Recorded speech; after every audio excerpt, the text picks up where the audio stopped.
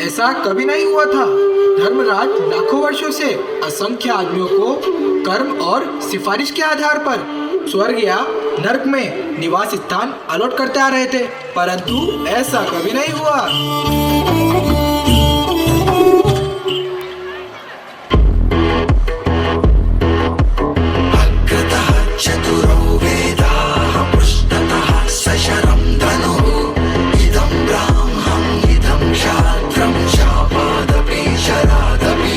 महाराज, record तो सब ठीक है। भोला राम के जीव ने 5 दिन पहले देह त्यागी और यमदूत के साथ इस लोक के लिए रवाना भी हुआ, पर यहाँ अभी तक नहीं पहुँचा।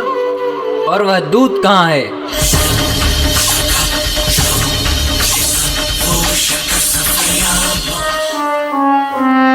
अरे तू कहाँ रहा इतने दिन? और भोला राम का जीव कहाँ है? दया निधान, मैं कैसे बतलाऊं कि क्या हो गया। आज तक मैंने धोखा नहीं खाया था, पर भोला राम का जीव मुझे चकमा दे गया।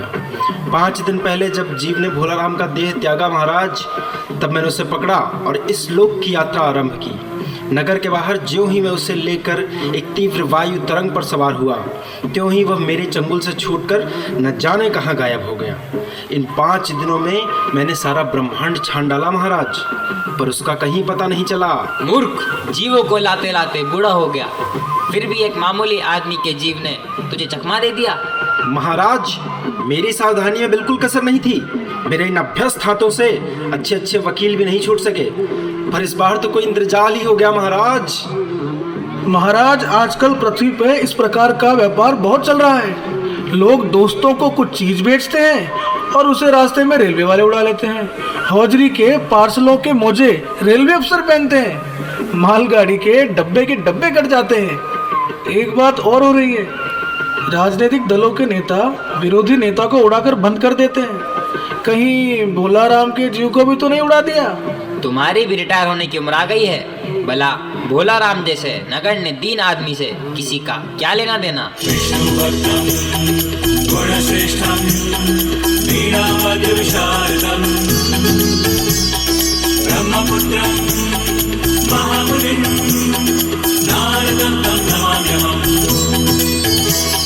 नारायण नारायण नारायण नारायण।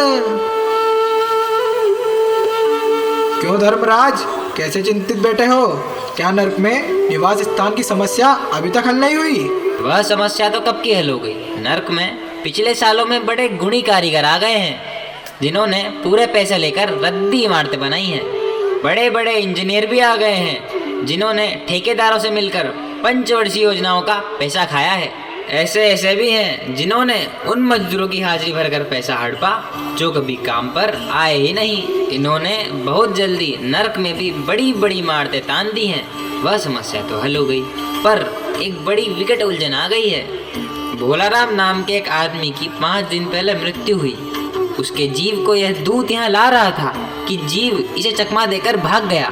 इसने सारा ब्रह्मांड छान डाला, पर वह कहीं नहीं मिला। अगर ऐसा होने लगा तो पाप और पुण्य का भेद ही मिट जाएगा। उस पर इनकम टैक्स तो बकाया नहीं था। हो सकता है उन लोगों ने रोक लिया हो। इनकम होती तो टैक्स होता। भुखमरा था भुखमरा। मामला बड़ा दिलचस्प है। अच्छा, मुझे उसका नाम पता तो बताओ, मैं पृथ्वी पर जाता हूँ। भोला राम नाम था उसका। जबलपुर शहर के धमापुर मोहल्ले में अपने परिवार समेत रहता था। उम्र लगभग 60 साल। सरकारी नौकर था। 5 साल पहले रिटायर हो गया था। मकान का किराया उसने 1 साल से नहीं दिया, इसलिए मकान मालिक उसे निकालना चाहता था। इतने में भोला राम ने संसार छोड़ दिया। आज 5वां दिन है। बहुत संभव है अगर मकान मालिक असली मकान मालिक है तो उसने भोला राम के मरते ही उसके परिवार को निकाल दिया होगा। इसलिए आपको परिवार की तलाश में काफी घूमना पड़ेगा।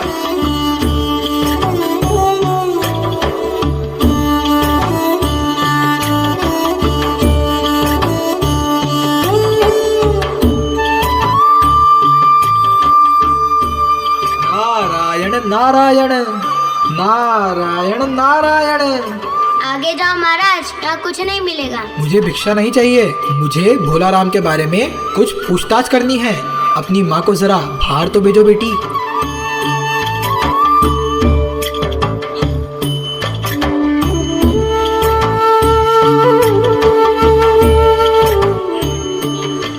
माता, भोला राम को क्या बीमारी थी? क्या बताऊं, गरीबी की बीमारी थी। 5 साल हो गए पेंशन पर बैठे, पर पेंशन अभी तक नहीं मिली। हर 10-15 दिन में एक दरख्वास्त देते थे, पर वहाँ से या तो जवाब आता ही नहीं था, और आता तो यही कि तुम्हारी पेंशन के मामले में विचार हो रहा है। इन 5 सालों में सब गहने बेचकर हम लोग खा गए, फिर बर्तन बिके, अब कुछ भी नहीं बचा था। चिंता में घुलते घुलते और भूखे मरते मरते उन्होंने दम ही तोड़ दिया। क्या करोगी माँ, उनकी इतनी ही उम्र थी। ऐसा तो मत कहो महाराज, उम्र तो बहुत थी। 50-60 रुपए महीना पेंशन मिलती तो कुछ और काम करके गुजारा हो जाता, पर क्या करें, 5 साल नौकरी से बैठे हो गए, अभी तक एक कौड़ी नहीं मिली। माँ, यह तो बताओ कि यहाँ किसी से उनका विशेष प्रेम तो नहीं था जिसमें उनका जी लगा हो? लगाओ तो महाराज बाल बच्चों से ही होता है। नहीं, परिवार के बाहर भी हो सकता है। मेरा मतलब है कोई और स्त्री। अब कुछ भी मत बको महाराज, तुम साधु हो, उचक्के नहीं हो। जिंदगी भर उन्होंने किसी दूसरी स्त्री की ओर आंख उठाकर भी नहीं देखा। हाँ, तुम्हारा यह सोचना ठीक ही है।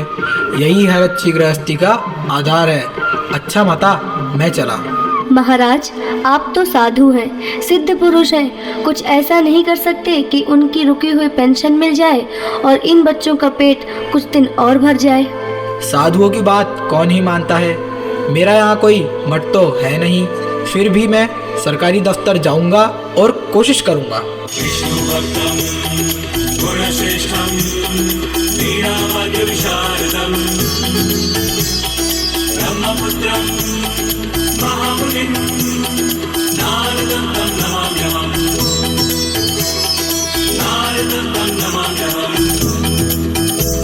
नारायण नारायण नारायण नारायण।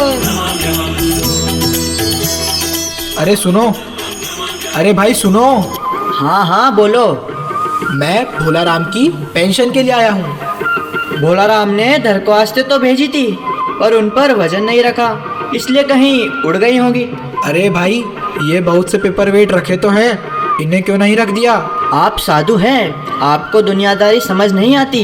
दरख्वास्तें पेपर वेट से नहीं दबती। खैर, आप उस कमरे में बैठे बाबू से मिलिए। महाराज, आप क्यों इस झंझट में पड़ गए? अगर आप साल भर भी यहाँ चक्कर लगाते रहे तो काम नहीं हो पाएगा। आप सीधे बड़े साहब से मिलिए, उन्हें खुश कर दिया तो अभी काम हो जाएगा।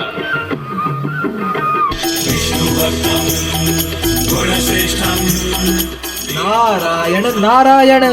इसे कोई मंदिर वंदिर समझ लिया है क्या? डरडराते हुए चले आए, चिट क्यों नहीं भेजी? कैसे भेजता, चपड़ासी तो सो रहा है। क्या काम है? मैं भोला राम की पेंशन के लिए आया हूँ। आप है बैरागी, दफ्तरों के रीति रिवाज नहीं जानते आप। असल में भोला राम ने गलती की भाई। यह भी एक मंदिर है, यहाँ भी दान पुण्य करना पड़ता है। आप भोला राम के आत्मीय मालूम होते हैं। भोला राम की दरख्वास्तें उड़ रही है, उन पर वजन रखिए भाई। सरकारी पैसों का मामला है, पेंशन का केस 20 दफ्तरों में जाता है, देर लग ही जाती है।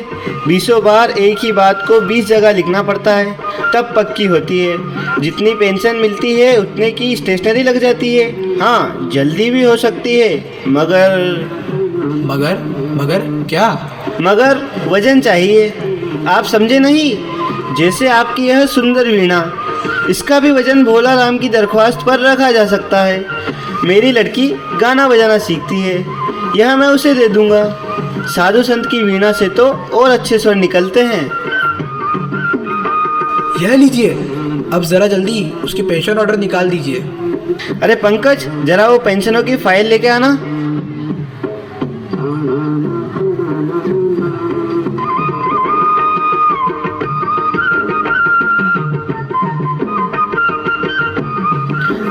क्या नाम बताया साधु जी आपने? लगता है साहब थोड़ा ऊंचा सुनते हैं। भोला राम। कौन पुकार रहा है मुझे? पोस्टमैन है? क्या मेरी पेंशन का ऑर्डर आ गया? भोलाराम, क्या तुम भोलाराम के जीव हो? हाँ, मैं भोला राम ही हूँ। मैं नारद हूँ, तुम्हें लेने आया हूँ। चलो, स्वर्ग में तुम्हारा इंतजार हो रहा है। मुझे नहीं जाना, मैं तो पेंशन की दरख्वास्तों पर अटका हूँ। यहीं मेरा मन लगा है। मैं अपनी दरख्वास्तें छोड़कर नहीं जा सकता। अरे भोलाराम, भोलाराम, अरे भोलाराम रुको।